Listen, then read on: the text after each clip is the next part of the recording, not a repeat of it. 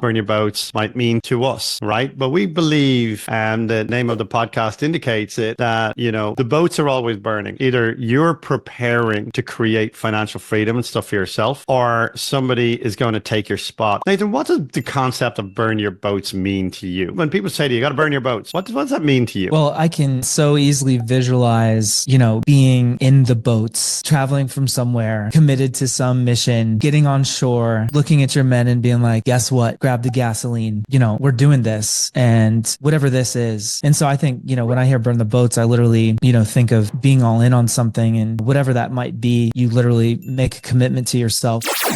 Yeah. Clark's got a doozy for you. So, Clark, why don't you take this away? Because we're going to summarize what we understand to be a small glimpse of the public persona, let's say, of Nathan Brooks and the things that we know and we have involved ourselves in your career. So, Clark, why don't you let the listeners know just a little bit about Nathan here? So, I was looking into your background a little bit, Nathan, and I know a lot about you. And then there were some things that I kind of forgot. And I was like, well, who is Nathan Brooks? Like, what has he done? And so I looked, and, I'm looking at LinkedIn and looking at different things. And it's like, okay, so this is what I've found out to kind of have that diverse background, Nathan's. Let's see. So I literally have to read this verbatim because it's like 5 pages long, it seems like. But of course, you're a musician, right? Because that's than others. So what do you take from that as you go forward in the next 10 years? Well, I love that question too. And honestly, we used to do lots and lots and lots of fix and flips, and I've virtually stopped doing them. When I look at whether it's a cash conversion cycle or the simplicity of a wholesale transaction versus a retail,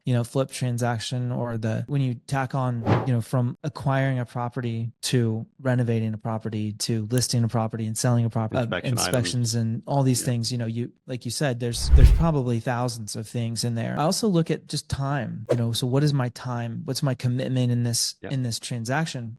What's the beautiful thing about this? I used to think that being successful meant that things just worked. And now I realize it's just not true. It's actually, what level of suffering are you willing to take? What level of persistence are you willing to commit over what period of time? And David, there's a conversation you and I had, and I talk about it all the time. We were sitting on a patio, having a glass of wine, eating sushi. If you remember, you said to me, I've made most of my income from active activities, and I've made most of my wealth in my life from holding real estate. That takes time. You can't trade anything else for it. There's nothing else. You really pipped me to the final question on the way out the door here today. We're going to talk about.